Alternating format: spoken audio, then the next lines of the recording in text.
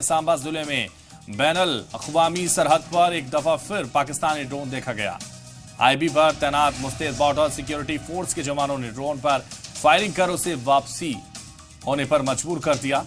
इत्तलात के मुताबिक मंगल और बुध के दरमियान रात तकरीबन 2:30 बजे रामगढ़ सब सेक्टर के चमलिया वाक़े सरहदी चौकी पर तैनात जवानों ने फिजा में पाकिस्तान की तरफ से आगे बढ़ रही सुर्ख रोशनी दिखी, जिसके बाद जवानों ने 2 दर्जन राउंड से ज्यादा फायरिंग कर ड्रोन को वापसी करने पर मजबूर कर दिया। इस वाक़े के बाद बीएसएफ की तरफ से इलाके में बड़े पैमाने पर सर्च ऑपरेशन शुरू किया गया।